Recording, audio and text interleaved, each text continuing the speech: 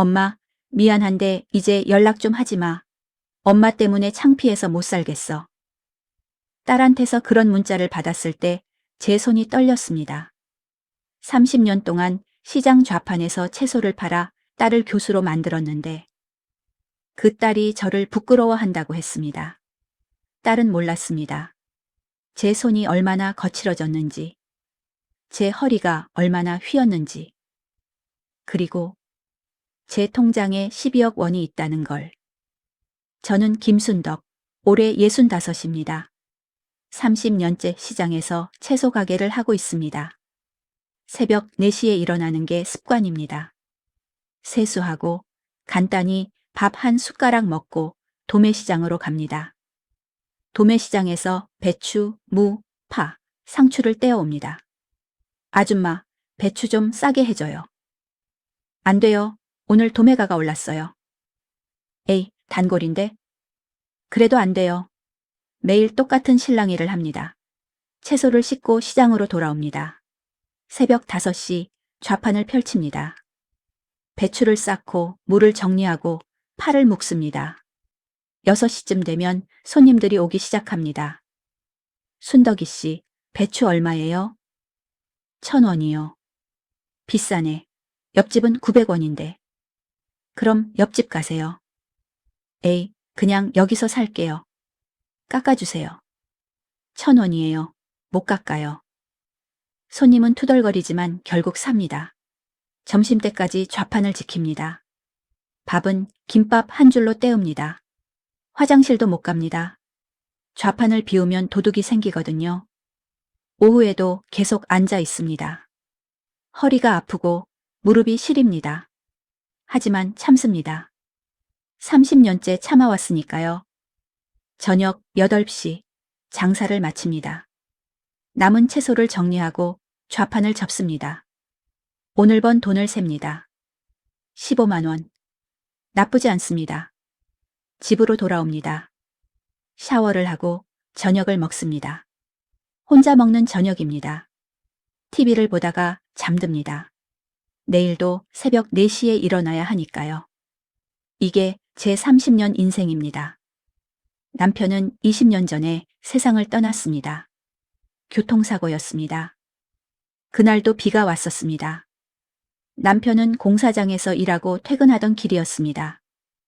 음주운전 차량이 인도로 돌진했습니다. 남편은 그 자리에서 죽었습니다.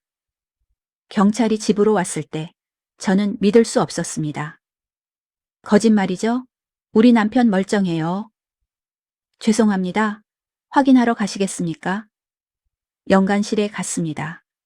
남편이 하얀 천으로 덮여 있었습니다. 천을 걷었습니다. 남편이었습니다. 저는 그 자리에서 주저앉았습니다. 여보, 여보. 딸 수진이가 옆에서 울었습니다.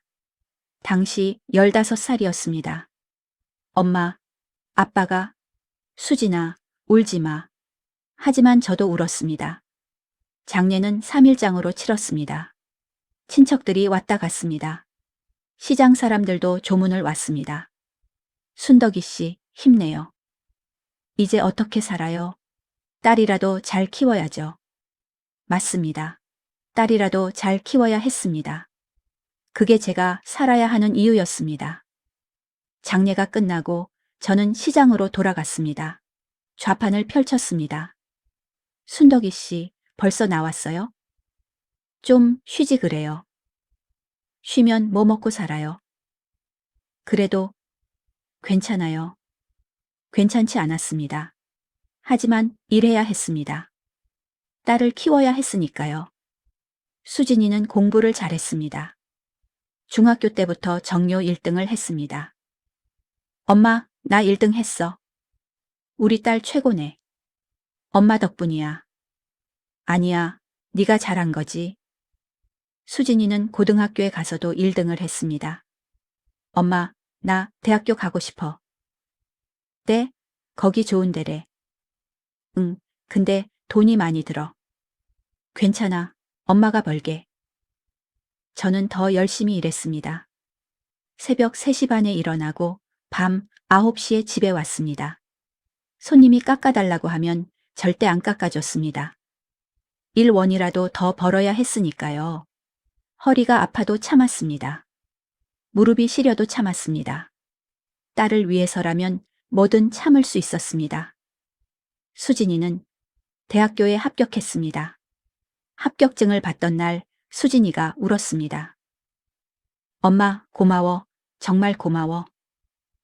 우리 수진이 잘했어. 저도 울었습니다. 시장 아줌마의 딸이 명문대에 간다니 자랑스러웠습니다. 시장 사람들한테 말했습니다. 우리 딸이 네 갔어요. 헐, 대박. 순덕이 씨, 딸 진짜 똑똑하네. 축하해요. 저는 뿌듯했습니다. 대학 4년 동안도 저는 쉬지 않고 일했습니다. 등록금, 생활비, 책값. 전부 제가 댔습니다. 수진이는 가끔 집에 왔습니다. 엄마, 나 과외 아르바이트 할까? 안 돼. 넌 공부만 해.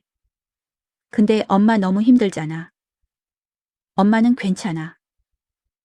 괜찮지 않았습니다. 손은 갈라지고 허리는 점점 더 휘었습니다. 하지만 딸 앞에서는 웃었습니다. 딸이 걱정할까봐. 수진이는 대학을 졸업하고 대학원에 갔습니다. 엄마, 나 교수 되고 싶어. 교수? 우리 딸이? 응, 근데 박사까지 해야 돼. 얼마나 걸려? 한 5년? 5년. 더 버티면 됩니다. 괜찮아. 해. 엄마. 넌 네가 하고 싶은 거 해. 엄마가 다 책임질게. 수진이는 석사를 하고 박사를 했습니다. 10년이 걸렸습니다. 그 10년 동안 저는 하루도 쉬지 않았습니다. 명절에도, 아플 때도, 태풍이 와도 좌판을 펼쳤습니다. 손님들이 물었습니다. 순덕이 씨, 딸 뭐 한대요? 박사 과정이요. 와, 대단하다. 나중에 교수 되겠네요. 그렇게 되면 좋죠. 순덕이 씨 딸 효녀네요. 나중에 엄마 잘 모시겠어요. 저도 그렇게 믿었습니다. 수진이가 성공하면 저를 편하게 해줄 거라고. 시장 일 그만두고 편하게 살 수 있을 거라고. 수진이는 35세 박사 학위를 받았습니다. 엄마, 나 박사 됐어. 축하한다, 우리 딸. 다 엄마 덕분이야. 아니야, 네가 잘한 거지. 박사 학위를 받고 1년 후 수진이는 모교에서 교수 자리를 받았습니다. 엄마, 나 교수 됐어. 전화기 너머로 수진이의 목소리가 들렸습니다. 저는 좌판 앞에서 소리쳤습니다. 정말? 우리 수진이가 교수? 응, 다음 달부터 출근해. 축하한다, 수진아. 전화를 끊고 저는 옆 좌판 아줌마한테 말했습니다. 언니, 우리 딸이 교수 됐어요. 헐, 대박. 축하해요. 시장 사람들이 다 축하해줬습니다. 순덕이 씨, 이제 편하게 사시겠네요. 딸이 교수면 월급 많이 받잖아요. 이제 시장 일 그만두고 쉬세요. 저도 그렇게 생각했습니다. 이제 좀 쉴 수 있겠구나. 30년 동안 고생한 보람이 있구나. 하지만 그건 착각이었습니다. 수진이가 교수가 되고 한 달쯤 지났을 때였습니다. 주말에 수진이한테 전화했습니다. 수진아, 이번 주말에 집에 와. 엄마, 나 바빠. 바빠? 주말인데? 교수는 주말에도 일해. 그래? 그럼 다음 주말은? 다음 주말도 바빠. 그럼 언제 오는데? 나중에 시간 나면. 전화가 끊겼습니다. 저는 핸드폰을 보며 한숨을 쉬었습니다. 바쁘겠지? 이해해야지. 하지만 한 달이 지나도 수진이는 오지 않았습니다. 2달이 지나도 오지 않았습니다. 전화도 잘 안 받았습니다. 엄마, 지금 회의 중이야. 엄마, 학생들이랑 있어. 엄마, 바빠. 나중에. 저는 점점 불안해졌습니다. 내가 뭘 잘못했나? 3달째 되던 날, 저는 수진이 학교에 가보기로 했습니다. 딸이 어디서 일하는지 보고 싶었습니다. 좌판을 오후 5시에 일찍 정리했습니다. 순덕이 씨, 오늘 일찍 가네요? 네, 딸 학교 좀 가보려고요.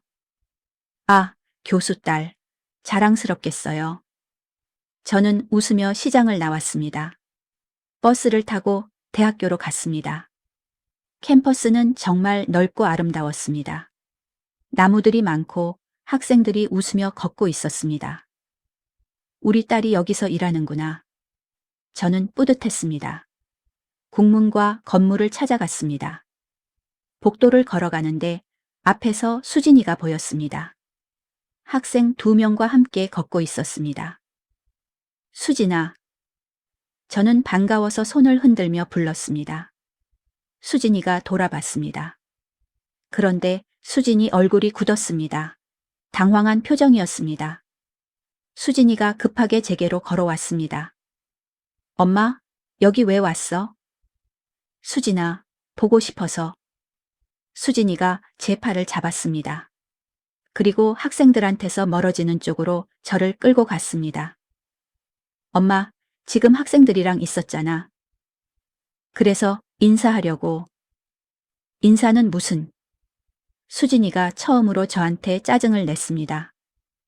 엄마, 여기 오지 마. 왜? 딸 학교인데 왜 못 와? 수진이가 저를 위아래로 훑어봤습니다. 저는 시장에서 입던 옷을 그대로 입고 있었습니다.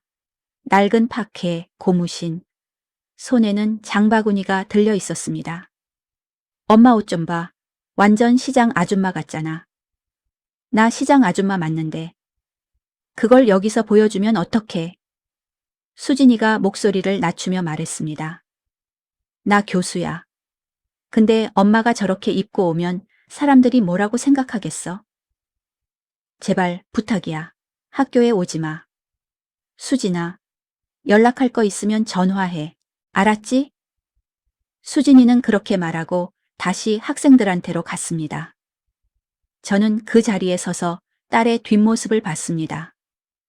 학생들과 환하게 웃으며 걷는 딸.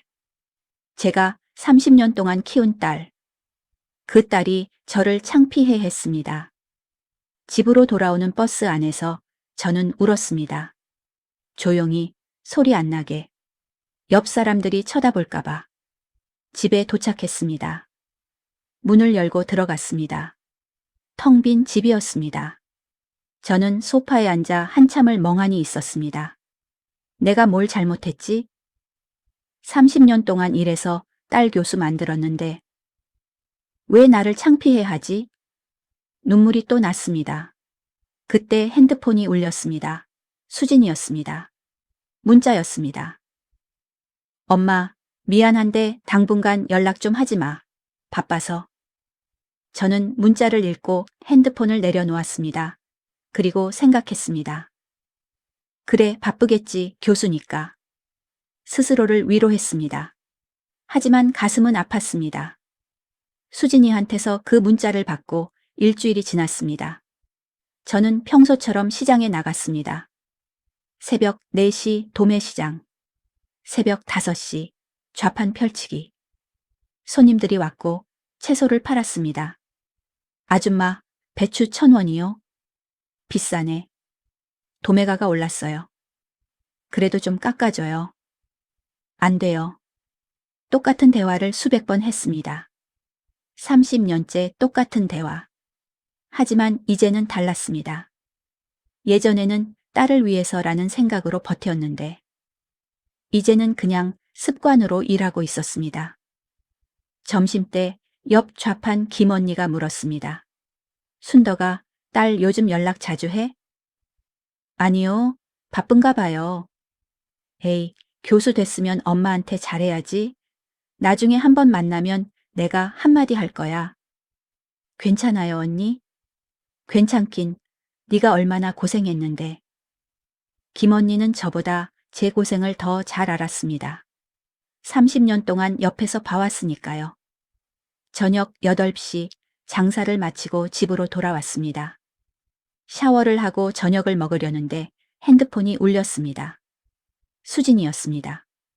일주일 만에 연락이었습니다. 수진아. 엄마. 목소리가 평소와 달랐습니다. 밝았습니다. 엄마, 나 결혼해. 뭐? 다음 달에 결혼해. 저는 깜짝 놀라 소파에 앉았습니다. 누구랑? 언제 만났어? 학교 동료 교수. 작년부터 만났어. 작년부터요? 1년 동안 사귀면서 저한테 한마디도 안 했다는 건가요? 그럼 엄마한테 왜 소개 안 시켜줬어? 바빠서. 바빠서? 응. 그리고 엄마한테 말하면 복잡할 것 같아서. 복잡하다니 그게 무슨 소리야? 수진이가 한숨을 쉬었습니다. 엄마, 예비신랑 부모님이 좀 까다로우셔. 까다로우시다니? 집안 배경 같은 거 많이 따지셔. 그래서 엄마 직업은 말 안 할 거야. 저는 귀를 의심했습니다. 엄마 직업을 숨긴다고? 응. 미안해, 엄마. 수진아, 엄마가 뭐가 부끄러운데? 엄마는 안 부끄러워. 근데 예비신랑 엄마가 그런 거 싫어하셔. 시장에서 일하는 게 싫다고? 응. 저는 할 말을 잃었습니다. 엄마, 이해해줘. 나도 결혼 잘하고 싶어. 결혼식 때 엄마 오지 마. 뭐라고? 미안해.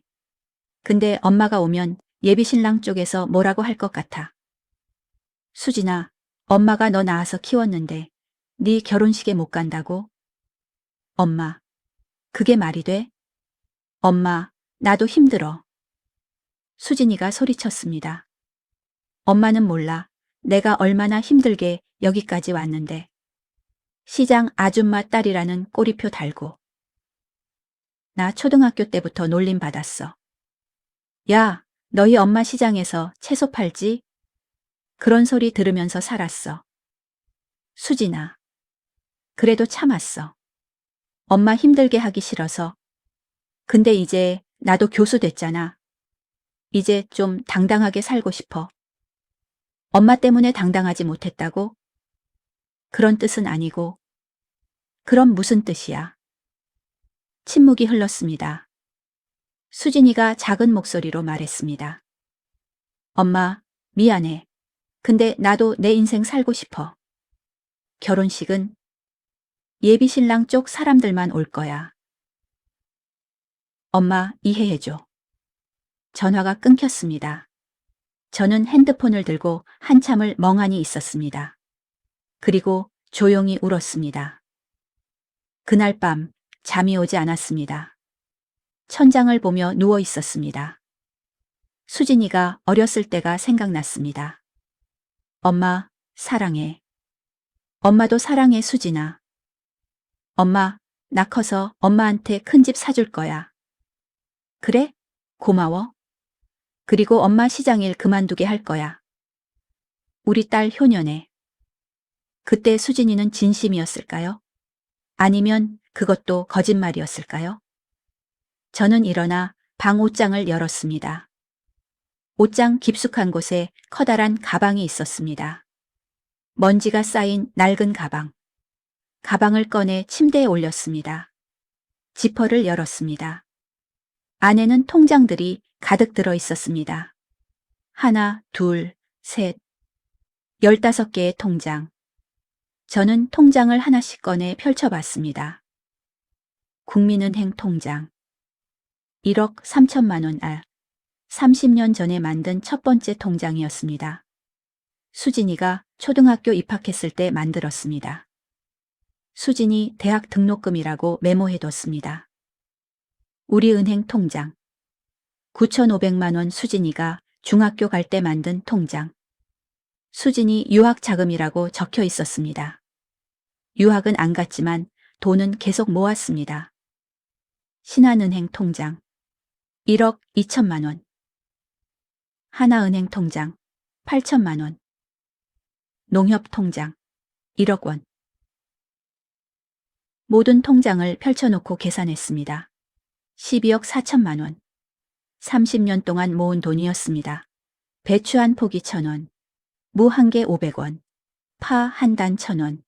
비가 오나 눈이 오나 아프나 건강하나 하루도 쉬지 않고 모은 돈. 사람들은 물었습니다. 순덕이 씨, 돈 그렇게 모아서 뭐 해요? 딸 결혼 자금이요. 와, 딸 복 많겠다. 그럼요. 우리 딸한테 다 줄 거예요. 저는 정말 그럴 생각이었습니다. 수진이가 결혼하면 이 돈으로 집을 사주고 남는 돈은 생활비로 주려고 했습니다. 그리고 저는 좌판을 접고 편하게 살려고 했습니다. 손주들도 봐주면서. 하지만 이제는 아닙니다. 수진이는 제 결혼식에 엄마를 부르지도 않겠다고 했습니다. 시장 아줌마 엄마가 창피하다고 했습니다. 그런 딸한테 왜 이 돈을 줘야 하나요? 저는 통장들을 다시 가방에 넣었습니다. 그리고 옷장 깊숙이 밀어 넣었습니다. 다음 날 아침 평소처럼 시장에 나갔습니다. 하지만 마음은 평소와 달랐습니다. 손님들이 왔습니다. 아줌마, 이거 깎아줘요. 안 돼요. 에이, 좀 깎아주세요. 싫어요. 이 가격이에요. 손님이 투덜거리며 갔습니다.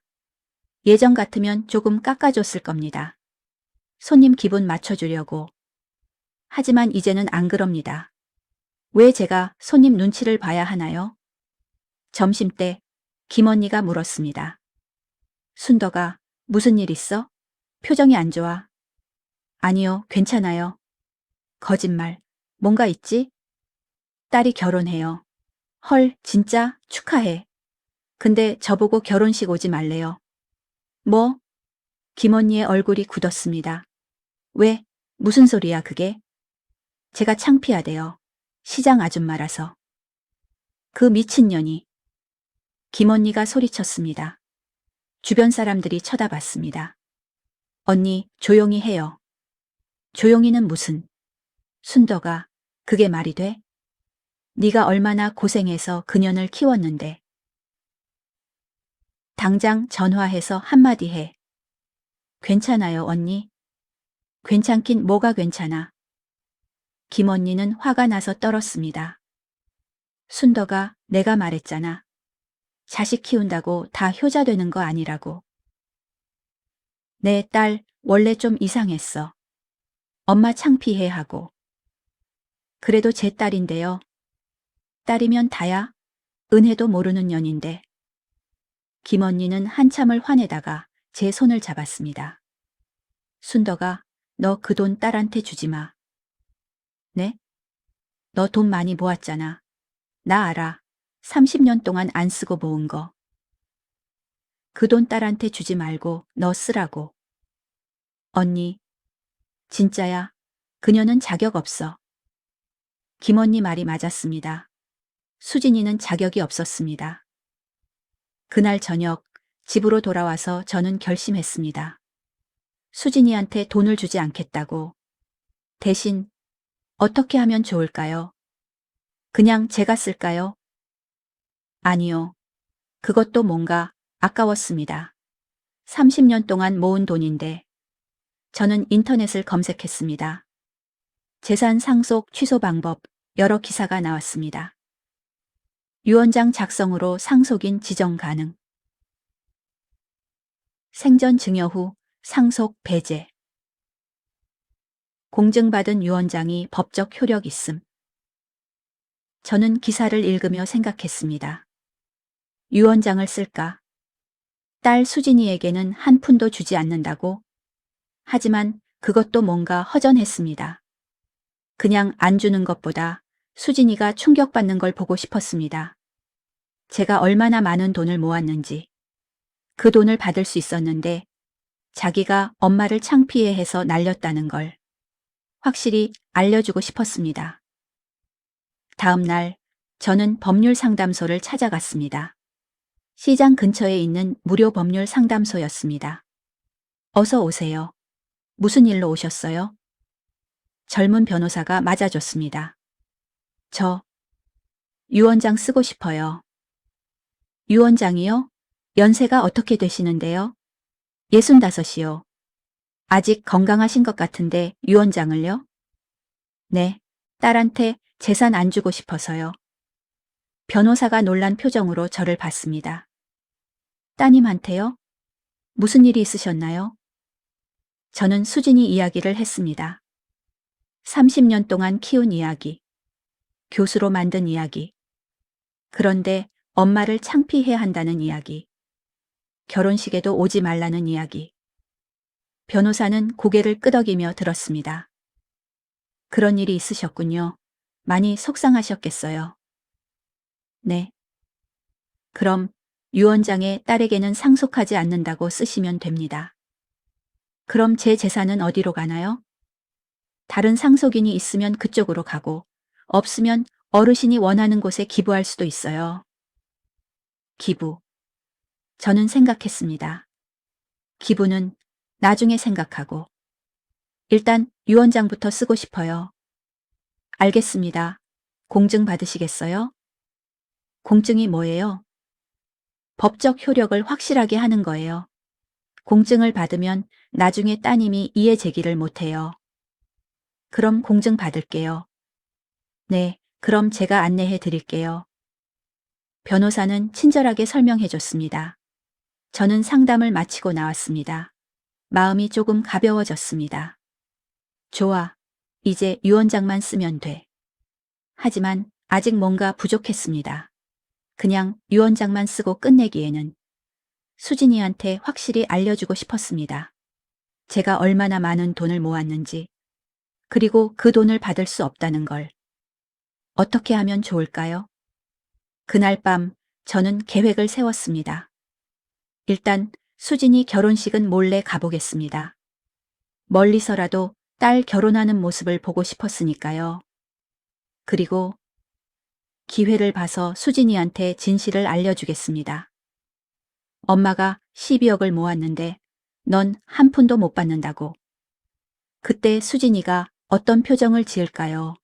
후회할까요? 울까요? 저는 그 모습이 보고 싶었습니다. 30년 동안 저를 키워준 엄마를 창피해한 대가를 확실히 치르게 하고 싶었습니다. 수진이 결혼식은 한 달 후였습니다. 그 한 달 동안 저는 평소처럼 시장에 나갔습니다. 하지만 마음속으로는 계획을 세우고 있었습니다. 어떻게 하면 수진이한테 확실히 보여줄 수 있을까? 제가 모은 12억 원을. 그리고 그 돈을 수진이가 받을 수 없다는 걸.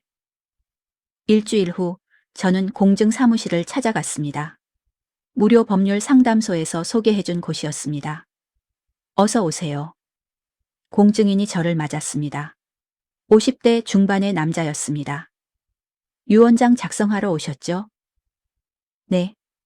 신분증 가져오셨어요? 네, 여기요. 저는 주민등록증을 꺼냈습니다. 공증인이 확인하고 서류를 꺼냈습니다. 유언 내용을 말씀해 주세요. 제 재산 전부를 딸한테는 주지 않겠습니다. 따님한테 주지 않는다는 건 다른 상속인이 있으신가요? 아니요, 딸밖에 없어요. 그럼 재산을 어디에 쓰실 건가요? 저는 잠시 생각했습니다. 기부를 할까요? 아니면 제가 쓸까요? 일단 제가 쓰다가 나중에 기부할게요. 알겠습니다. 그럼 이렇게 쓰겠습니다. 공증인이 타이핑을 시작했습니다.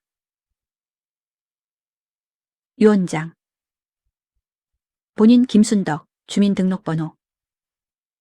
은 정신이 온전한 상태에서 다음과 같이 유언합니다. 본인의 모든 재산은 딸 김수진에게 상속하지 않습니다. 2. 본인의 재산은 본인이 생전에 자유롭게 사용하며 사후에는 본인이 지정한 기관에 기부합니다. 3. 본 유언장은 법적 효력을 가지며 이에 이의를 제기할 수 없습니다. 2025년 월 1피아 유언자 김순덕 인. 이렇게 하면 됩니다. 여기 서명해 주세요. 저는 유언장을 읽고 서명했습니다. 공증인이 도장을 찍었습니다. 이제 법적 효력이 있습니다. 따님이 나중에 이해 제기를 해도 소용없어요. 감사합니다. 저는 유언장 사본을 받았습니다. 그리고 가방에 소중히 넣었습니다. 좋아. 이제 첫 번째 단계는 끝났어. 2주일 후 저는 은행에 갔습니다. 통장 15개를 모두 가져갔습니다. 어떻게 오셨어요? 은행 직원이 물었습니다. 잔액 증명서 발급해 주세요. 어느 통장으로요? 전부요. 직원이 놀라 저를 봤습니다. 전부요? 15개 다요? 네. 직원이 통장들을 하나씩 확인했습니다. 그리고 눈이 점점 커졌습니다. 손님, 이거 전부 합치면 12억 넘죠? 네. 와, 대단하세요. 증명서 빨리 뽑아주세요. 아, 네. 잠시만요. 직원은 놀란 표정으로 증명서를 발급했습니다. 김순덕님, 보유자산 총액 1나4 겨보준 1,000원. 12억 4천만 원. 저는 증명서를 받아 가방에 넣었습니다. 좋아, 이것도 준비 끝. 은행을 나오는데 직원이 뒤에서 불렀습니다. 손님, 실례지만 무슨 일 하세요? 시장에서 채소 팔아요. 네? 직원이 믿을 수 없다는 표정으로 저를 봤습니다. 시장에서 장사해서 12억을요? 30년 모았어요. 대단하세요. 정말. 저는 웃으며 은행을 나왔습니다. 결혼식 2주일 전 수진이한테서 문자가 왔습니다. 엄마, 나 다음 주 토요일에 결혼해. 시간 되면 축의금이라도 보내줘. 축의금이요?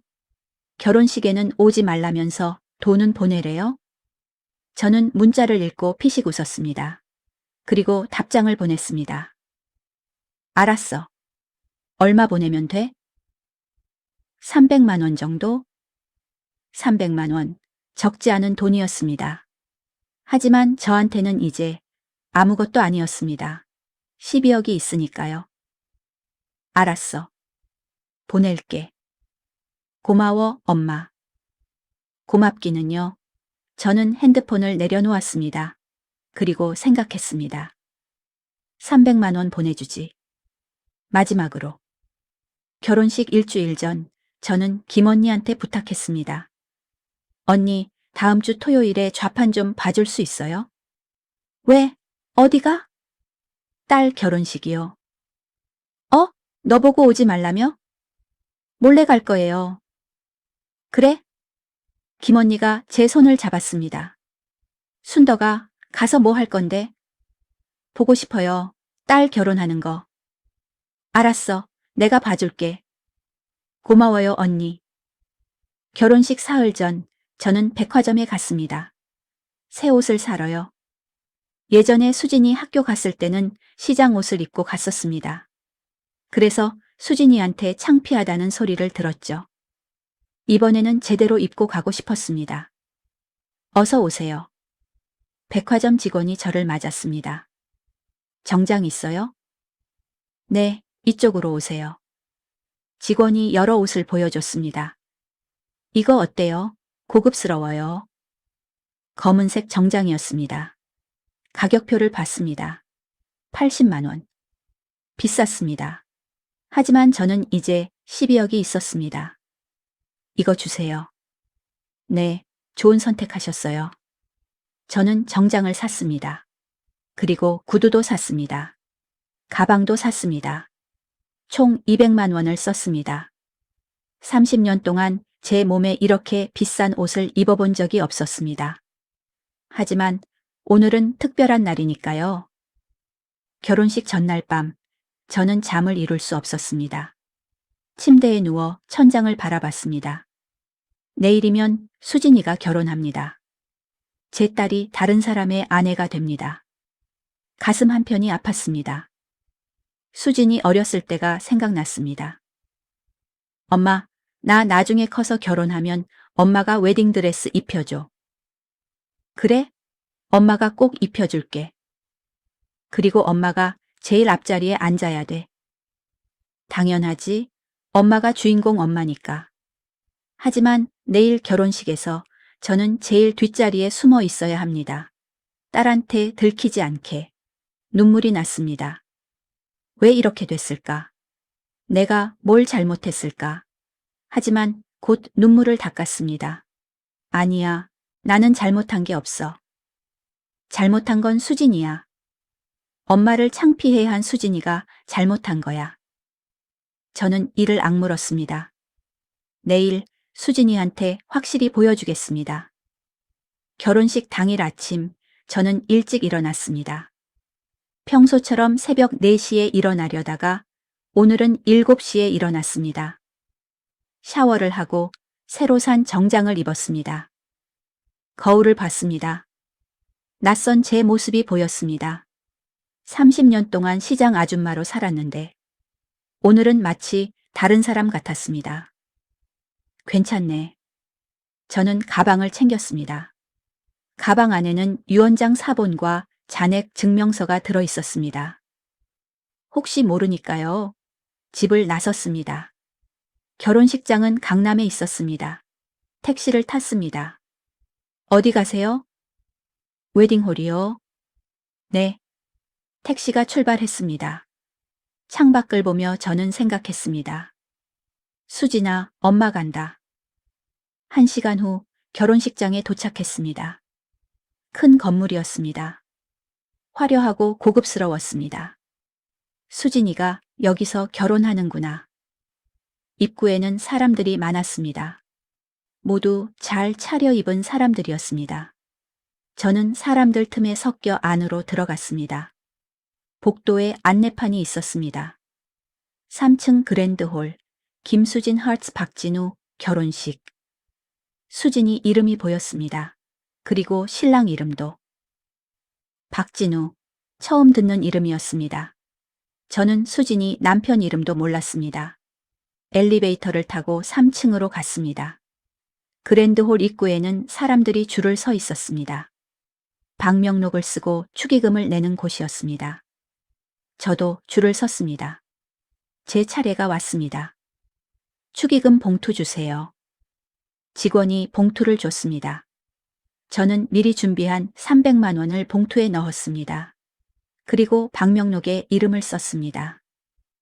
김순덕. 직원이 이름을 보더니 잠깐 멈칫했습니다. 손님, 혹시 신부 측이세요? 네. 아, 안쪽으로 들어가시면 됩니다. 저는 홀 안으로 들어갔습니다. 넓은 홀이었습니다. 의자가 수백 개 놓여 있었습니다. 앞쪽에는 신부 대기실과 신랑 대기실이 보였습니다. 사람들이 웅성거렸습니다. 저는 제일 뒷자리 구석에 앉았습니다. 수진이한테 들키지 않으려고. 주변을 둘러봤습니다. 신랑 측 하객들이 많이 보였습니다. 모두 잘 차려입고 품위 있어 보였습니다. 저 사람들이 수진이 시댁 식구들이구나. 그때 신부 대기실 문이 열렸습니다. 수진이가 나왔습니다. 웨딩드레스를 입고 있었습니다. 너무 예뻤습니다. 저는 가슴이 뭉클했습니다. 우리 딸이 저렇게 컸구나. 수진이 옆에는 한 여자가 있었습니다. 50대 중반으로 보이는 화려하게 차려입은 여자. 저 사람이 신랑 엄마인가? 신랑 엄마가 수진이한테 뭔가 말하고 있었습니다. 수진이는 고개를 끄덕이며 웃었습니다. 저는 그 모습을 보며 마음이 아팠습니다. 수진아, 엄마도 내 옆에서 축하해주고 싶었어. 하지만 저는 뒷자리에 숨어 있을 수밖에 없었습니다. 시장 아줌마 엄마니까요. 잠시 후 결혼식이 시작됐습니다. 사회자가 나와서 말했습니다. 신랑 신부 입장하겠습니다. 음악이 흘렀습니다. 신랑이 먼저 들어왔습니다. 잘생긴 남자였습니다. 정장을 입고 환하게 웃고 있었습니다. 그리고 수진이가 들어왔습니다. 하지만 수진이 옆에는 아무도 없었습니다. 신부 아버지가 신부를 에스코트하는 게 보통인데 수진이는 혼자 걸어왔습니다. 사회자가 말했습니다. 신부에게는 아버지가 안 계셔서 오늘은 혼자 입장합니다. 사람들이 안타까워하는 표정을 지었습니다. 저는 눈물이 났습니다. 수진아, 엄마라도 내 옆에 있어야 하는 거 아니야? 하지만 수진이는 저를 부르지 않았습니다. 수진이는 혼자 신랑에게로 걸어갔습니다. 결혼 서약이 시작됐습니다. 신랑 박진우 씨, 신부 김수진 씨를 평생 사랑하고 아끼겠습니까? 네, 서약합니다. 신부 김수진 씨, 신랑 박진우 씨를 평생 사랑하고 아끼겠습니까? 네, 서약합니다. 수진이의 목소리가 홀 안에 울렸습니다.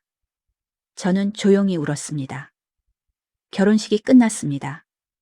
신랑 신부가 퇴장했습니다. 사람들이 박수를 쳤습니다. 저도 박수를 쳤습니다. 뒷자리에서 혼자. 식이 끝나고 사람들이 뷔페장으로 이동했습니다. 저도 따라갔습니다. 뷔페장에서 음식을 조금 담았습니다. 구석 테이블에 앉아 먹었습니다. 그때 누군가 제 옆에 앉았습니다. 돌아보니 신랑 어머니였습니다. 안녕하세요. 신랑 어머니가 인사했습니다. 아, 네. 안녕하세요. 혹시 신부 측 하객이세요? 네. 신부랑 무슨 관계세요? 저는 잠시 망설였습니다. 그리고 거짓말을 했습니다. 친척이요. 아, 그러세요? 저는 신랑 어머니예요. 네, 알겠습니다. 신랑 어머니가 주변을 둘러보며 말했습니다. 그런데 신부 어머니는 안 오셨나 봐요? 네. 불편한 사정이 있으신가 봐요. 수진이가 어머니 돌아가셨다고 했거든요. 저는 귀를 의심했습니다. 어머니가 돌아가셨다고요? 네. 수진이 어머니가 몇 년 전에 돌아가셨대요. 그래서 혼자 입장했다고 하더라고요. 저는 숨이 막혔습니다. 수진이가 저를 죽였습니다. 시댁 사람들한테 엄마가 죽었다고 거짓말한 겁니다. 한 달이 지났습니다. 수진이한테서 연락이 왔습니다. 엄마, 나야. 수진아. 엄마, 할 말이 있어서 전화했어. 뭔데? 우리 집 사려고 하는데. 집을? 응. 지금 전세인데 내 집을 갖고 싶어. 저는 침묵했습니다. 엄마, 돈 좀 빌려줄 수 있어? 얼마나? 2억 원. 2억 원. 저한테는 12억이 있었습니다. 하지만 저는 이미 결심했습니다. 수진이한테 한 푼도 안 줄 거라고. 안 돼. 엄마? 엄마 돈 없어. 엄마, 거짓말하지 마. 시장에서 30년 일했잖아. 돈 있을 거 아냐? 없어. 엄마, 수진이가 소리쳤습니다. 엄마, 나 내 딸이야. 딸이 집 사는데 도와줘야지. 너 엄마 죽었다고 했잖아. 시댁 사람들한테. 엄마 죽었다고 거짓말했지? 수진이가 할 말을 잃었습니다. 그런 딸한테 왜 돈을 빌려줘야 해? 엄마, 그건 미안해. 미안하다고 다야? 안 돼. 돈 없어. 엄마, 진짜 없어? 없어. 저는 전화를 끊었습니다. 이틀 후 수진이가 집으로 찾아왔습니다. 혼자가 아니었습니다. 남편과 함께였습니다. 엄마, 문 열어줘. 저는 마지못해 문을 열었습니다. 수진이와 남편이 들어왔습니다. 앉아. 두 사람이 소파에 앉았습니다. 저도 맞은편에 앉았습니다. 무슨 일이야? 수진이가 남편을 쳐다봤습니다. 남편이 입을 열었습니다. 어머님, 저희가 정말 집이 필요해요. 2억 원만 빌려주시면 10년 안에 꼭 갚을게요. 안 된다고 했잖아요. 어머님, 수진이가 소리쳤습니다. 엄마, 나 내 딸이야. 딸이면 다야. 30년 동안 엄마 키워줬잖아. 대학도 보내주고 교수도 만들어줬잖아. 그래서? 그럼 이제 엄마 차례야. 날 도와줘야지. 저는 수진이를 똑바로 쳐다봤습니다. 너 지금 뭐라고 한 거야? 엄마가 날 키워준 거 이제 보답받을 차례라고. 엄마, 시장에서 30년 일했으면 돈 있을 거 아냐. 얼마나 있는데? 없어. 거짓말. 엄마 안 쓰고 모으기만 했잖아. 수진이가 일어나 제 방으로 갔습니다. 수진아, 뭐 하는 거야? 엄마 통장 어디 있어? 수진이가 옷장을 열기 시작했습니다. 당장 그만둬. 엄마가 얼마나 있는지 확인할 거야. 저는 수진이를 막았습니다. 나가, 당장 나가. 엄마. 수진이가 저를 밀쳤습니다. 저는 바닥에 넘어졌습니다. 엄마. 남편이 저를 일으켜 세웠습니다. 어머님, 괜찮으세요? 수진이는 옷장을 계속 뒤졌습니다. 그리고 낡은 가방을 발견했습니다. 이게 뭐야? 수진이가 가방을 열었습니다. 통장들이 보였습니다. 엄마, 이게 뭐야? 수진이가 통장을 하나 집어들었습니다. 펼쳐봤습니다. 1억 3천만 원. 수진이가 다른 통장도 집어들었습니다. 9천만 원. 1억 2천만 원. 수진이의 눈이 커졌습니다. 엄마, 이게 전부 엄마 거야? 저는 대답하지 않았습니다. 수진이가 모든 통장을 꺼내 세기 시작했습니다. 하나, 둘, 셋, 15개? 수진이가 계산기를 꺼냈습니다. 금액을 더하기 시작했습니다. 10, 12억? 수진이가 저를 봤습니다. 엄마, 12억이나 있어? 그러면서 나한테 없다고 거짓말한 거야? 너한테 줄 생각 없어. 뭐? 수진이의 얼굴이 일그러졌습니다. 엄마, 나 네 딸이야. 12억이나 있으면서 2억도 안 빌려줘? 안 빌려줘. 왜? 너 엄마 죽었다고 했잖아. 죽은 엄마한테 무슨 돈을 받아? 엄마, 수진이가 소리쳤습니다. 엄마는 가난뱅이잖아. 시장 아줌마잖아. 그런 엄마가 12억이나 있으면 뭐해? 어차피 다 나한테 올 돈이잖아. 저는 그 순간 온몸이 얼어붙었습니다. 뭐라고? 엄마 죽으면 어차피 나한테 오잖아. 그럼 미리 좀 주면 안 돼? 수진아. 뭐? 너 지금 엄마를 뭘로 보는 거야? 돈통이지, 뭐. 수진이가 비웃듯이 말했습니다. 30년 동안 아껴서 모은 돈 어차피 내가 쓸 거잖아. 남편이 수진이를 말렸습니다. 수진아, 그만해. 왜? 사실이잖아. 수진이가 저한테 다가왔습니다. 엄마, 2억만 줘. 아니면 5억. 12억 중에 5억이면 적은 거잖아. 안 줘. 왜? 너 같은 딸한테는 한 푼도 안 줘. 수진이의 얼굴이 붉어졌습니다. 엄마, 진짜 안 줄 거야? 안 줘. 좋아. 수진이가 통장들을 다시 가방에 넣었습니다. 그럼 어쩔 수 없지. 뭐? 엄마, 나중에 후회하지 마. 수진이가 남편을 보며 말했습니다. 진우야, 가자. 두 사람이 집을 나갔습니다. 문이 쾅 닫혔습니다. 저는 그 자리에 주저앉았습니다. 수진이의 말이 귓가에 맴돌았습니다. 엄마는 가난뱅이잖아. 돈통이지, 뭐. 어차피 내가 쓸 거잖아. 눈물이 났습니다. 하지만 금방 눈물을 닦았습니다. 좋아, 이제 확실해졌어. 수진이한테는 절대 한 푼도 안 줘. 저는 가방을 집어 옷장 깊숙이 밀어 넣었습니다. 그리고 핸드폰을 꺼내 법률 상담소에 전화했습니다. 유언장 다시 작성하고 싶어요. 네, 김순덕 님이시죠? 네. 딸한테 절대 한 푼도 안 주는 걸로 확실하게 하고 싶어요. 알겠습니다. 내일 오시겠어요? 네, 갈게요. 전화를 끊었습니다. 저는 창밖을 바라보며 중얼거렸습니다. 수진아, 넌 이제 끝났어. 일주일이 지났습니다. 저는 법률 상담소에 가서 유언장을 다시 작성했습니다. 딸, 김수진에게는 단 한 푼도 상속하지 않는다. 공증까지 마쳤습니다. 이제 법적으로 확실했습니다. 수진이는 제가 죽어도 한 푼도 받을 수 없습니다. 저는 유언장 사본을 집에 가져와 책상 서랍에 넣어뒀습니다. 이제 준비 끝났어.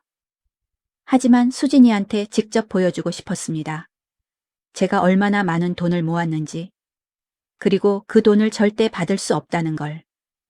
이틀 후 수진이한테서 전화가 왔습니다. 엄마. 왜? 엄마, 우리 만나서 얘기 좀 하자. 할 얘기 없어. 엄마, 제발, 중요한 얘기야. 뭔데? 엄마 재산 얘기. 저는 귀가 번쩍 뜨였습니다.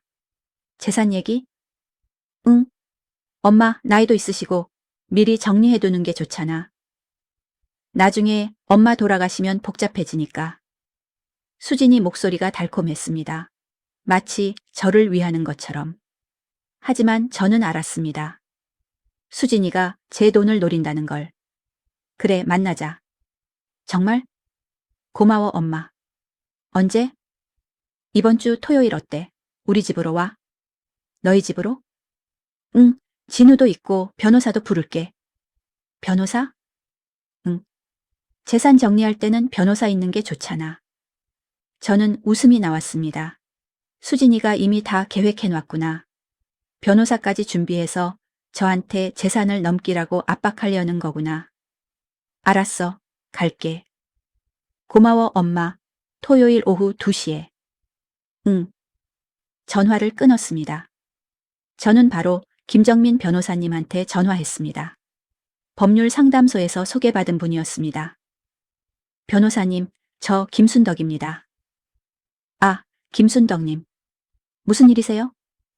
이번 주 토요일에 딸이 저를 불렀어요. 재산 정리하자고. 그래요? 딸 쪽에서 변호사를 부른대요. 아, 그럼 저도 동행할까요? 네, 부탁드려요. 알겠습니다. 토요일 오후 2시죠? 네. 제가 함께 가겠습니다. 걱정 마세요. 전화를 끊었습니다. 저는 책상 서랍을 열었습니다. 유언장 사본이 들어 있었습니다. 그리고 은행 잔액 증명서도. 토요일에 다 보여주지. 수진이가 얼마나 큰 실수를 했는지. 토요일이 왔습니다. 저는 아침 일찍 일어나 준비했습니다. 새로 산 정장을 입었습니다. 가방에 유언장과 잔액 증명서를 넣었습니다. 오후 1시 김정민 변호사님이 제 집 앞으로 차를 가지고 왔습니다. 어르신, 타세요. 감사합니다, 변호사님. 차를 타고 수진이 집으로 갔습니다. 강남의 전세 아파트였습니다. 어르신, 긴장되시죠? 아니요, 괜찮아요. 오늘 딸분이 무슨 요구를 해도 절대 서명하지 마세요. 네, 알겠습니다. 제가 다 처리할게요. 감사합니다. 오후 2시 수진이 집 앞에 도착했습니다. 초인종을 눌렀습니다. 엄마, 왔어? 수진이가 문을 열었습니다. 그런데 저 뒤에 있는 변호사님을 보고 표정이 굳었습니다. 엄마, 이분은? 내 변호사야. 변호사? 응. 너희도 변호사 부른다며? 나도 불렀어. 수진이의 얼굴이 창백해졌습니다. 들어와. 안으로 들어갔습니다. 거실에는 이미 사람들이 앉아 있었습니다. 수진이 남편 진우. 그리고 40대 중반의 남자 한 명. 어머님 안녕하세요. 저는 변호사 정호준입니다. 수진이 쪽 변호사였습니다. 네. 저는 짧게 대답하고 소파에 앉았습니다. 김정민 변호사님도 제 옆에 앉았습니다. 수진이와 진우가 맞은편에 앉았습니다. 정호준 변호사가 입을 열었습니다. 오늘 이렇게 모인 이유는 김순덕 어르신의 재산을 정리하기 위해서입니다. 어르신 연세도 있으시고 미리 정리해 두시는 게 좋을 것 같아서요. 정호준 변호사가 서류를 꺼냈습니다. 이것은 재산증여 계약서입니다. 재산증여? 김정민 변호사님이 물었습니다. 네. 어르신이 생전에 따님께 재산을 증여하시는 겁니다. 어르신이 그걸 원하십니까? 저는 대답하지 않았습니다. 수진이가 끼어들었습니다. 엄마, 이게 좋아. 나중에 상속세 내는 것보다 지금 증여하는 게 세금이 적어. 그리고 엄마, 나이도 드셨잖아. 혹시 치매 같은 거 오면 재산 관리 어렵잖아. 수진이가 제 손을 잡았습니다. 엄마, 내가 관리해 줄게. 그리고 엄마 필요한 거 있으면 언제든지 드릴게. 저는 수진이 손을 뿌리쳤습니다. 내가 치매 걸린 것 같아? 아니, 그런 게 아니라. 그럼 뭐야? 내 돈 네가 관리하겠다고? 엄마, 정호준 변호사가 다시 말했습니다. 어르신, 따님 말씀이 맞습니다. 미리 정리해 두시는 게 좋아요. 안 돼. 어르신, 내 재산은 내가 관리해. 누구한테도 안 줘. 수진이의 얼굴이 굳었습니다. 엄마, 그럼 나는? 너는 뭐? 엄마 돌아가시면 나한테 오는 거잖아. 아니야. 뭐? 저는 가방에서 유언장을 꺼냈습니다. 이거 봐. 유언장을 테이블에 놓았습니다. 수진이가 집어들어 읽었습니다. 얼굴이 점점 하얗게 변했습니다. 엄마, 이게 뭐야? 유언장이야. 너한테는 한 푼도 안 줘. 엄마, 수진이가 소리쳤습니다. 이게 무슨 짓이야? 너 지난주에 뭐라고 했어? 엄마는 가난뱅이라고? 돈통이라고. 엄마, 그건 내가 화나서. 화나면 엄마한테 그런 말 해도 돼? 저는 일어섰습니다. 너한테는 한 푼도 안 줘. 이미 공증도 받았어. 수진이가 울기 시작했습니다. 엄마, 제발. 나 네 딸이야. 딸? 엄마 죽었다고 거짓말한 딸? 엄마 창피하다고 시댁한테 숨긴 딸? 수진이는 할 말을 잃었습니다. 진우가 일어났습니다. 어머님, 수진이가 잘못했습니다. 용서해 주세요. 용서? 저는 진우를 봤습니다. 당신도 같이 왔잖아요. 내 재산 빼앗으려고. 아닙니다, 어머님. 됐어요. 나 갈게요. 김정민 변호사님도 일어났습니다. 수진이가 제 앞을 막았습니다. 엄마, 안 돼. 그 돈은 내 거야. 내 거? 엄마가 나 키우느라 번 돈이잖아. 당연히 내 거지. 저는 수진이를 똑바로 쳐다봤습니다. 수진아, 엄마가 너 키운 건 맞아. 근데 그게 너한테 돈 줄 의무는 아니야. 엄마, 너 엄마 죽었다고 했잖아. 그럼 끝난 거야. 저는 수진이를 지나쳐 문으로 갔습니다. 뒤에서 수진이가 울부짖었습니다. 엄마, 제발, 한 푼도 안 준다고? 진짜? 저는 돌아보지 않았습니다. 진짜야. 문을 나왔습니다.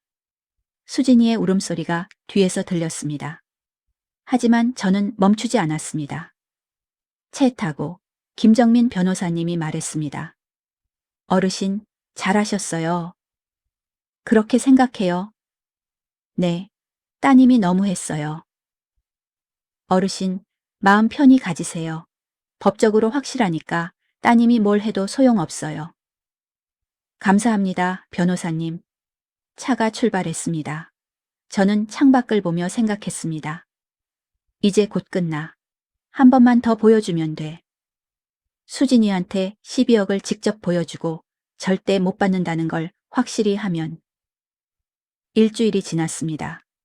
그동안 수진이한테서 전화가 수십 통 왔습니다. 문자도 수없이 왔습니다.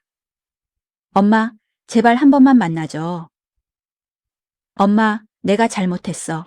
용서해줘. 엄마, 나 내 딸이야. 이러지 마. 저는 모두 무시했습니다. 읽지도 않고 지웠습니다. 어느 날 저녁 집 앞에서 누군가 기다리고 있었습니다. 수진이었습니다. 엄마, 왜 왔어? 엄마, 제발 얘기 좀 하자. 할 얘기 없어.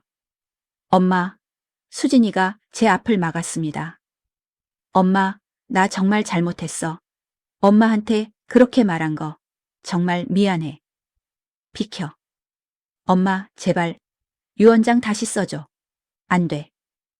엄마, 수진이가 무릎을 꿇었습니다. 엄마, 이렇게 빌게. 제발 한 번만 용서해줘. 저는 수진이를 내려다봤습니다. 무릎 꿇고 빌고 있는 딸. 예전 같았으면 마음이 약해졌을 겁니다. 하지만 이제는 아니었습니다. 수진아, 너 진심으로 뉘우치는 거야? 응, 정말이야. 그럼 시댁 사람들한테 말해. 엄마가 살아있다고. 수진이의 얼굴이 굳었습니다. 시어머니한테 말해. 엄마가 시장에서 일한다고. 그리고 엄마를 집으로 초대해. 엄마, 그건 못하겠지? 그럼 진심이 아니잖아. 일어나. 저는 수진이를 지나쳐 집으로 들어갔습니다. 뒤에서 수진이가 울었습니다. 하지만 저는 돌아보지 않았습니다. 다음 날 수진이 남편 진우가 시장으로 찾아왔습니다. 어머님, 왜 왔어요? 어머님, 잠깐 시간 좀 내주세요. 저는 한숨을 쉬고 좌판을 김언니한테 맡겼습니다. 언니, 잠깐만 다녀올게요. 그래, 다녀와. 진우와 함께 시장 근처 커피숍으로 갔습니다. 마주 앉았습니다. 무슨 일이에요? 진우가 고개를 숙였습니다. 어머님, 수진이가 요즘 너무 힘들어해요. 밥도 안 먹고 잠도 안 자고 계속 울기만 해요. 그게 나랑 무슨 상관이에요? 어머님. 진우가 저를 봤습니다. 어머님, 수진이가 잘못한 건 맞아요. 근데 어머님, 수진이도 나름대로 힘들었어요. 또 그 소리예요. 수진이가 피해자라는 소리? 아닙니다. 그런 게 아니라 진우가 말을 이었습니다. 어머님, 저희가 정말 돈이 필요해요. 집값이 계속 오르고 있어요. 지금 안 사면 평생 못 살 것 같아요. 그게 나랑 무슨 상관이에요? 어머님, 제발 2억만 빌려주세요. 아니면 1억만이라도. 저는 진우를 똑바로 쳐다봤습니다. 당신도 내 돈 노리는 거예요? 아닙니다, 어머님. 그럼 뭐예요? 빌려달라는 게? 네. 안 돼요. 어머님, 수진이한테도 안 주는데 당신한테 왜 빌려줘요? 저는 일어섰습니다. 다시는 이런 얘기 하지 마세요. 진우가 마지막으로 말했습니다. 어머님, 그럼 수진이는 어떻게 해요? 친엄마한테 한 푼도 못 받으면 그건 수진이가 알아서 할 일이에요. 저는 커피숍을 나왔습니다. 사흘 후 저는 결심했습니다. 이제 마지막으로 수진이를 불러서 확실하게 보여주기로. 12억 원을 현금으로. 그리고 절대 못 받는다는 걸. 저는 은행에 전화했습니다. 12억 원 인출하고 싶어요. 네, 예약해드리겠습니다. 일주일 후 저는 은행에서 12억 4천만 원을 현금으로 찾았습니다. 큰 가방 2개에 가득 담았습니다. 택시를 불러 집으로 가져왔습니다. 거실 바닥에 현금을 쌓았습니다. 10,000원짜리 지폐 다발이 산처럼 쌓였습니다. 이제 수진이를 부르자. 저는 수진이한테 전화했습니다. 엄마? 수진이 목소리가 놀라 있었습니다. 수진아, 우리 집으로 와. 진우도 데리고. 정말? 응, 보여줄 게 있어. 엄마, 혹시 유 원장, 와봐. 오늘 저녁 6시. 알았어, 엄마. 전화를 끊었습니다. 저는 거실에 돈 더미를 보며 생각했습니다. 오늘 끝내자. 저녁 6시 초인종이 울렸습니다. 수진이와 진우였습니다. 문을 열어줬습니다. 엄마. 수진이가 밝은 표정으로 들어왔습니다. 엄마, 유 원장 다시 쓰기로 한 거야? 일단 앉아. 두 사람이 소파에 앉았습니다. 저도 맞은편에 앉았습니다. 엄마, 그래서 뭘 보여준다고 했어? 저는 일어나서 소파를 옆으로 밀었습니다. 거실 바닥에 쌓인 12억 원이 드러났습니다. 수진이와 진우의 입이 벌어졌습니다. 이게 12억 4천만 원. 엄마가 30년 동안 모은 돈이야. 수진이가 돈 앞으로 다가갔습니다. 무릎을 꿇고 현금 다발을 만졌습니다. 엄마, 이게 진짜야? 응, 진짜야. 12억이 이렇게 많아? 수진이가 눈물을 흘렸습니다. 엄마가 이렇게 많이 모았어? 30년 동안 하루도 안 쉬고 모았어. 엄마. 수진이가 저를 봤습니다. 엄마, 이거 나한테 주는 거야? 아니야. 뭐? 저는 가방에서 유언장을 꺼냈습니다. 이거 다시 봐. 수진이가 받아서 읽었습니다. 여전히 똑같은 내용이었습니다. 딸 김수진에게는 단 한 푼도 상속하지 않는다. 수진이의 얼굴이 하얗게 질렸습니다. 엄마, 농담이지? 아니야, 진심이야. 엄마, 10억이나 되는데? 응, 근데 너한테는 안 줘. 왜? 저는 수진이를 똑바로 쳐다봤습니다. 너 엄마한테 뭐라고 했어? 엄마는 가난뱅이라고. 돈통이라고. 엄마, 그건 엄마 죽었다고 거짓말했지. 시댁 사람들한테. 엄마 창피하다고 시장 아줌마라고 무시했지. 수진이가 울기 시작했습니다. 엄마, 미안해. 정말 미안해. 미안하다고 용서되는 게 아니야. 저는 유언장을 테이블에 내려놓았습니다. 이 돈은 네가 절대 못 받아. 엄마, 수진이가 제 발을 붙잡았습니다. 엄마, 제발, 나 네 딸이야. 이러지 마. 딸, 엄마 죽었다고 한 딸. 엄마, 내가 잘못했어. 뭐든지 할게. 제발. 진우도 무릎을 꿇었습니다. 어머님, 수진이 용서해 주세요. 안 돼요. 어머님. 저는 두 사람을 보며 말했습니다. 나가요. 볼 거 다 봤죠? 엄마, 제발. 나가. 저는 소리쳤습니다. 수진이와 진우는 울면서 일어났습니다. 엄마, 진짜 한 푼도 안 줄 거야? 한 푼도 안 줘. 엄마가 죽으면? 죽어도 안 줘. 전부 기부할 거야. 기부? 응.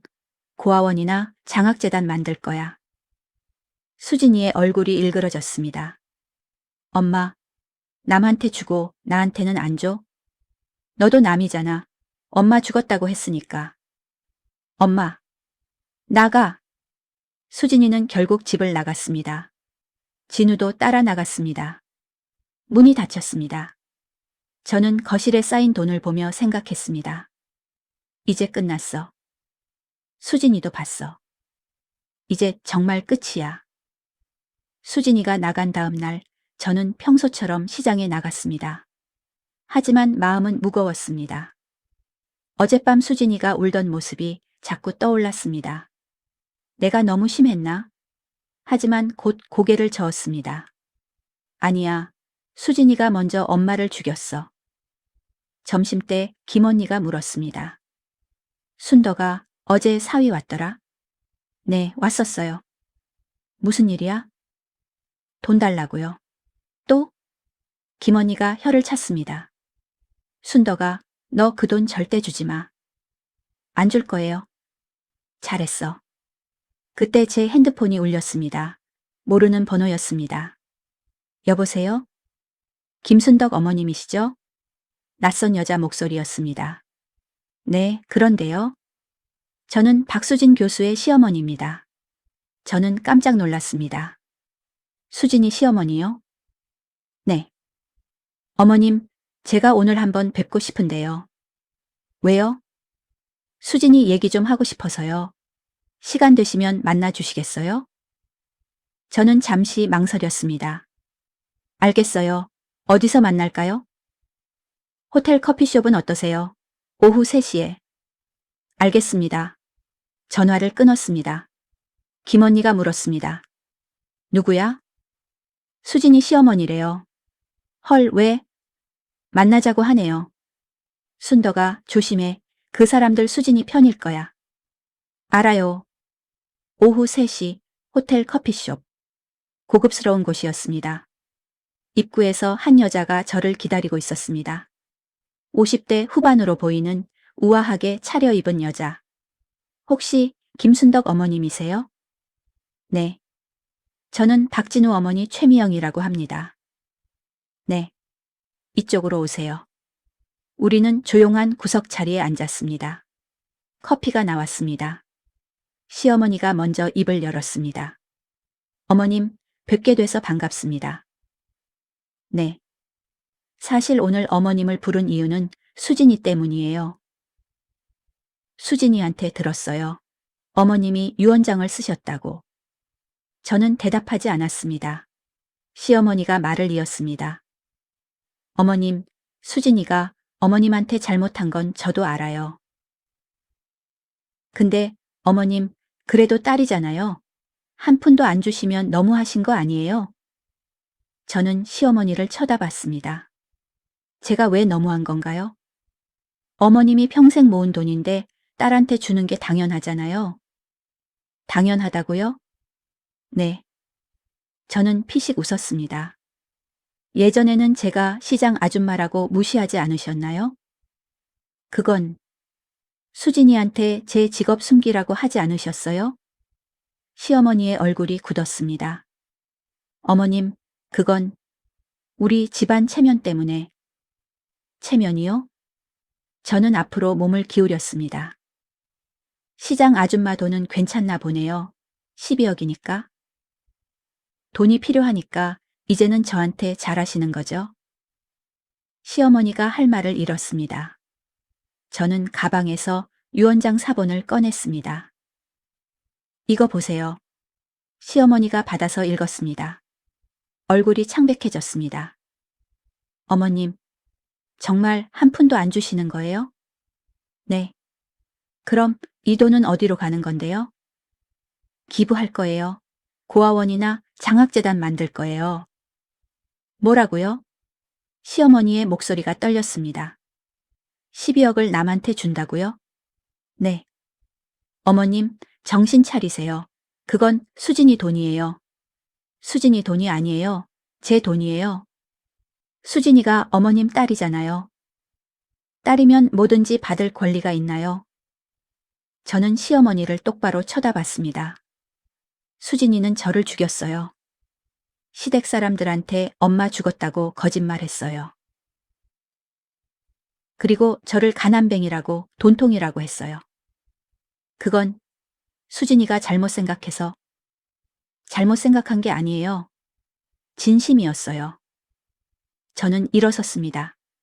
저는 그런 딸한테 돈 안 줘요. 끝이에요.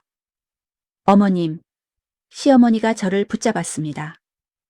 어머님, 제발 생각 좀 다시 해주세요.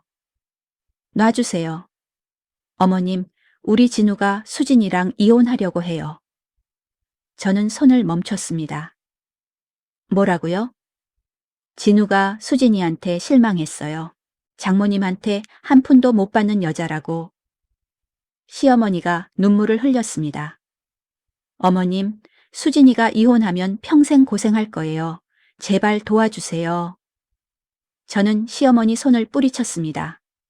그건 수진이가 감수해야 할 일이에요. 어머님, 그리고 진우 씨가 그런 사람이면 수진이한테 더 안 좋은 사람이에요. 저는 커피숍을 나왔습니다. 뒤에서 시어머니가 뭐라고 외쳤지만 듣지 않았습니다. 그날 밤 수진이한테서 전화가 왔습니다. 엄마. 왜? 엄마, 진우가 이혼하자고 해. 수진이가 울었습니다. 나보고 쓸모없는 여자래. 장모님한테 돈도 못 받는 여자래. 엄마, 나 어떡해.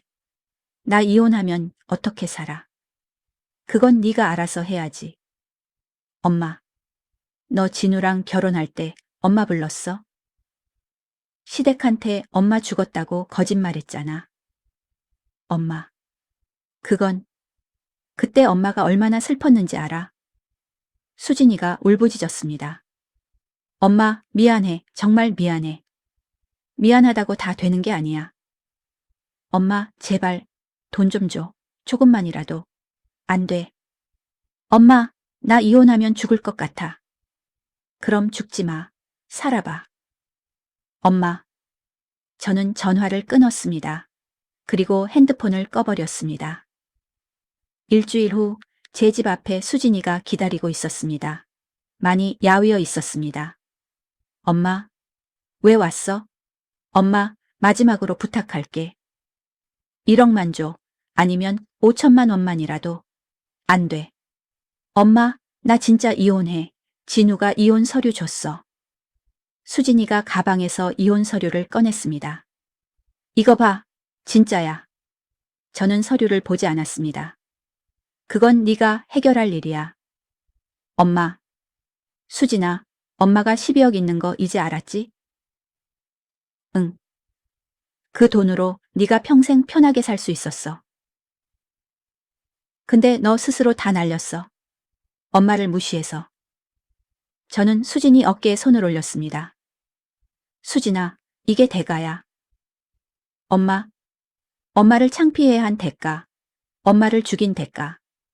수진이가 바닥에 주저앉아 울었습니다. 엄마, 제발, 제발. 하지만 저는 돌아서서 집으로 들어갔습니다. 문을 닫았습니다.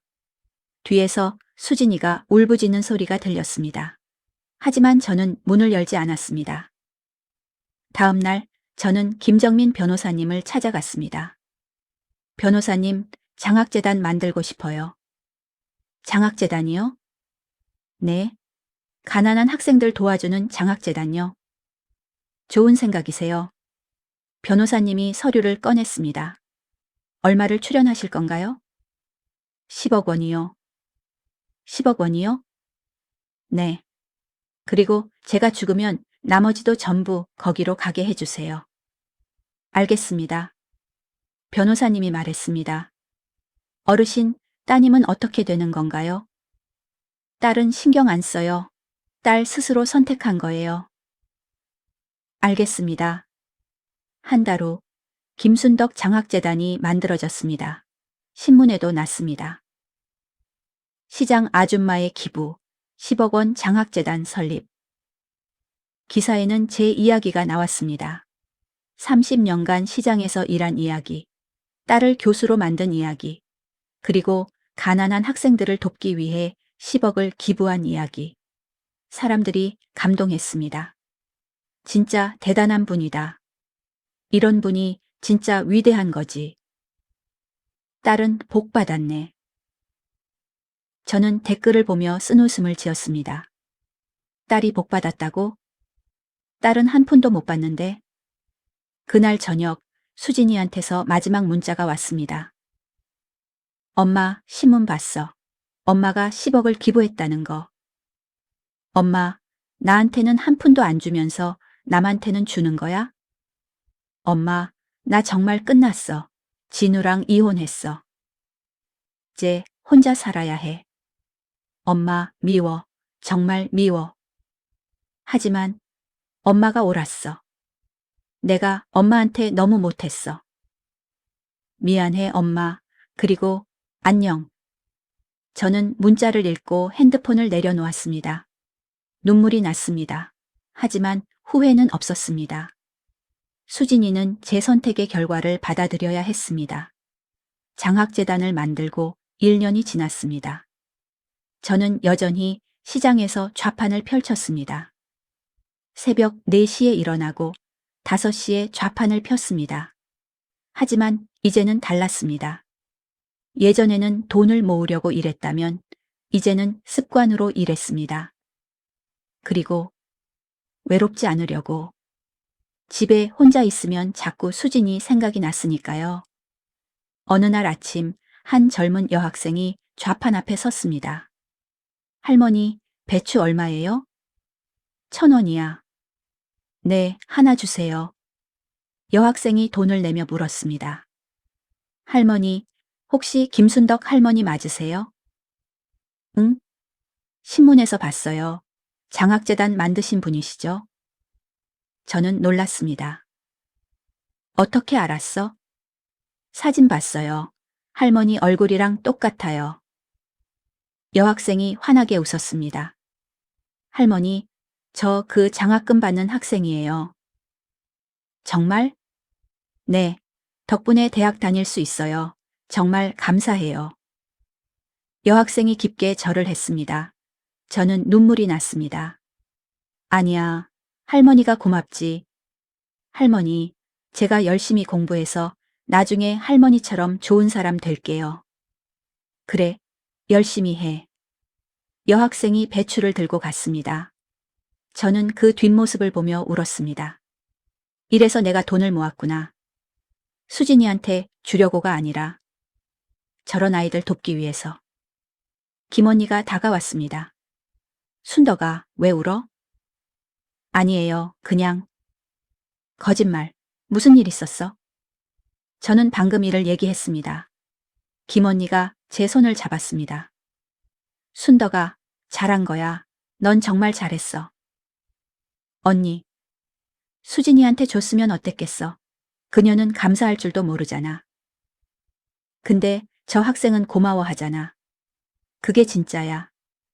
김언니 말이 맞았습니다. 그날 저녁 집으로 돌아오는 길에 누군가 저를 불렀습니다.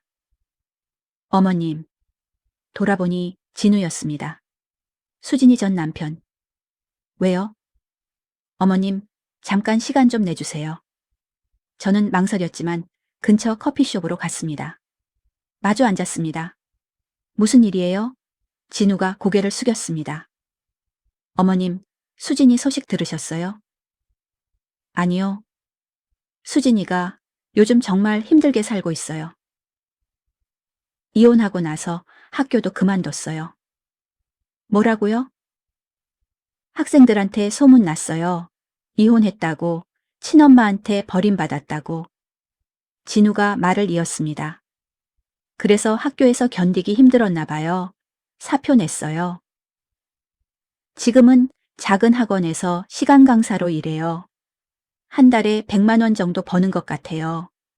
저는 가슴이 아팠습니다. 하지만 참았습니다. 그게 저랑 무슨 상관이에요? 어머님, 그래도 딸이잖아요. 딸이요? 저는 진우를 똑바로 쳐다봤습니다. 수진이가 저를 딸로 생각했나요? 엄마 죽었다고 거짓말하고 엄마 돈만 노렸는데 진우는 할 말을 잃었습니다. 그리고 당신도 마찬가지예요. 장모님한테 돈 못 받는다고 이혼했잖아요. 죄송합니다. 이제 와서 수진이 불쌍하다고 말하지 마세요. 저는 일어섰습니다. 수진이는 스스로 선택한 거예요. 진우가 마지막으로 말했습니다. 어머님, 그래도 수진이가 어머님 보고 싶어 해요. 한 번만이라도 만나주시면 안 될까요? 저는 대답하지 않고 커피숍을 나왔습니다. 그날 밤 저는 잠을 이룰 수 없었습니다. 침대에 누워 천장을 바라봤습니다. 진우의 말이 계속 떠올랐습니다.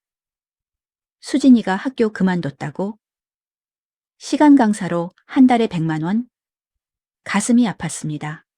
하지만 이것도 수진이가 감수해야 할 일이었습니다. 저는 일어나 거실로 갔습니다. 장학재단에서 보내온 사진들을 봤습니다. 장학금 받는 학생들 사진. 모두 환하게 웃고 있었습니다. 감사합니다. 김순덕 할머니. 덕분에 꿈을 이룰 수 있어요. 저는 사진들을 보며 생각했습니다. 나는 잘한 거야. 수진이한테 줬으면 이 아이들은 어떻게 됐을까? 저는 사진을 가슴에 안았습니다. 6개월이 더 지났습니다. 어느 날 시장에 낯선 여자가 왔습니다. 모자를 깊게 눌러쓰고 마스크를 하고 있었습니다. 배추 주세요. 목소리가 익숙했습니다. 여자가 돈을 내며 모자를 벗었습니다. 수진이었습니다. 수진아? 엄마. 수진이는 많이 변해 있었습니다. 야위었고 얼굴에 생기가 없었습니다. 왜 왔어? 엄마, 보고 싶었어. 그리고 사과하고 싶었어. 수진이가 고개를 숙였습니다. 엄마, 내가 정말 잘못했어. 엄마한테 너무 못했어. 엄마를 무시하고 창피해하고 죽었다고 거짓말하고. 수진이가 울기 시작했습니다. 엄마, 미안해. 정말 미안해. 저는 수진이를 보며 마음이 흔들렸습니다. 하지만 아직은 아니었습니다. 수진아, 엄마 바빠. 손님들 와. 엄마, 배추 가져가. 수진이는 배추를 들고 천천히 걸어갔습니다. 몇 걸음 가다가 돌아봤습니다. 엄마, 나 엄마 자랑스러워. 뭐? 엄마가 장학재단 만든 거 신문에서 봤어. 엄마 정말 대단해. 30년 동안 정직하게 일해서 10억을 모으고 그걸 남 도와주는 거. 수진이가 눈물을 닦았습니다. 나는 나는 그런 엄마를 부끄러워했어. 내가 정말 바보였어. 엄마, 늦었지만 이제라도 말하고 싶어. 나 엄마 딸인 게 자랑스러워. 수진이가 깊게 절을 했습니다. 그리고 돌아서 갔습니다. 저는 수진이 뒷모습을 보며 눈물이 났습니다. 김언니가 다가왔습니다. 순덕아, 저거 수진이지? 네. 왜 안 불러? 아직이에요. 언제까지 기다릴 건데? 저는 눈물을 닦았습니다. 조금만 더요. 수진이가 정말 변했는지 확인하고 싶어요. 1년 후 저는 여전히 시장에서 일했습니다.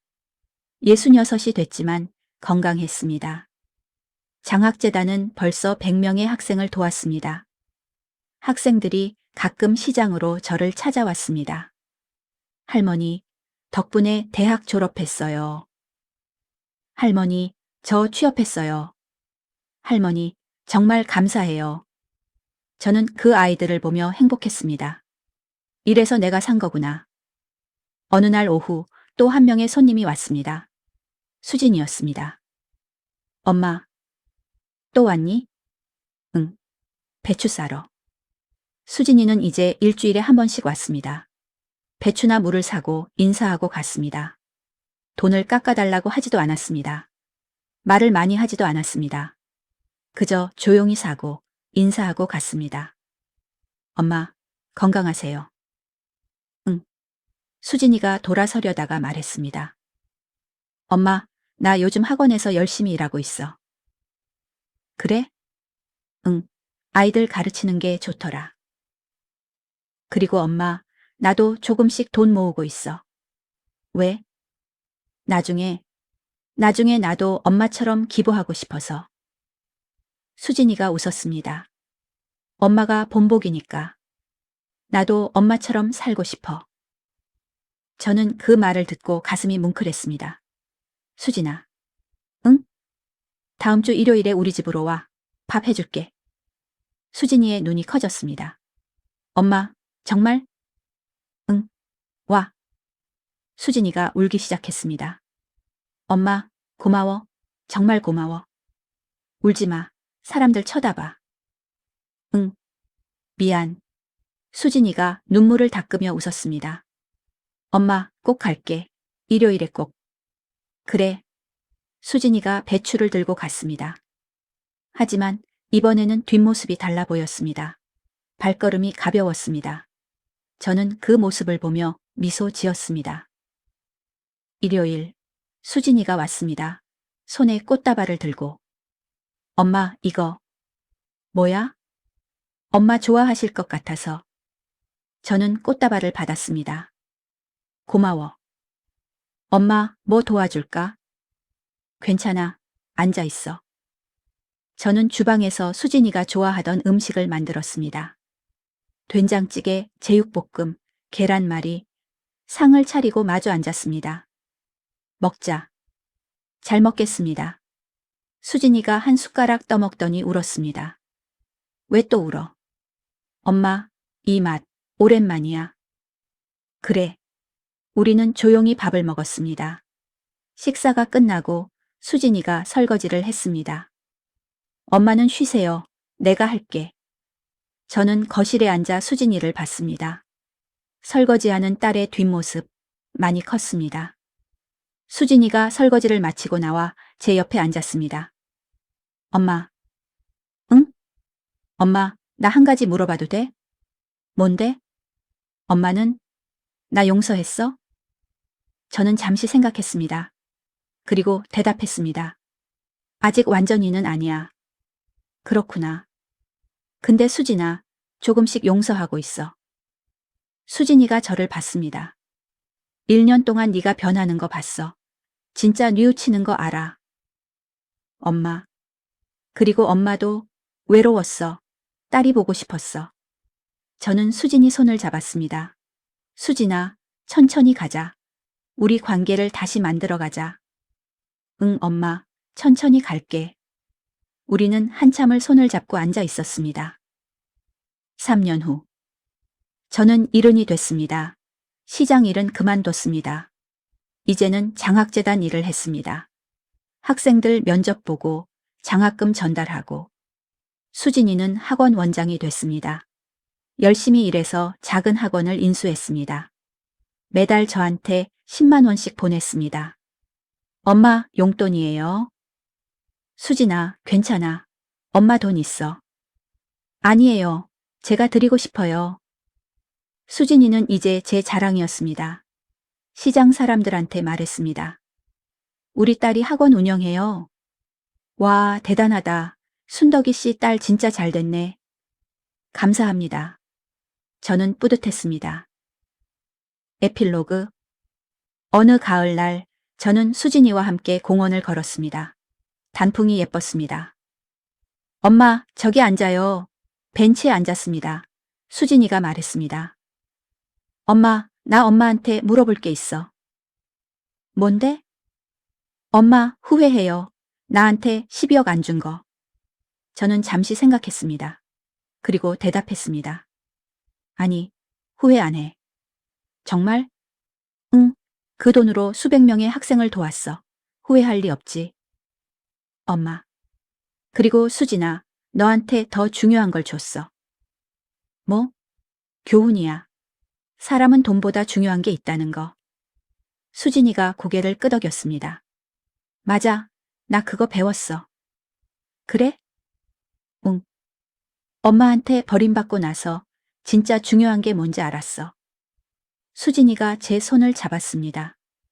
엄마가 옆에 있는 거, 그게 제일 중요한 거야. 저는 수진이를 안았습니다. 수진아, 사랑한다. 나도 사랑해, 엄마. 우리는 한참을 안고 있었습니다. 단풍잎이 우리 위로 떨어졌습니다. 저는 생각했습니다. 나는 시장 아줌마야. 30년 동안 좌판을 지켰어. 그게 자랑스러워. 그리고 그 돈으로 세상을 조금 더 좋게 만들었어.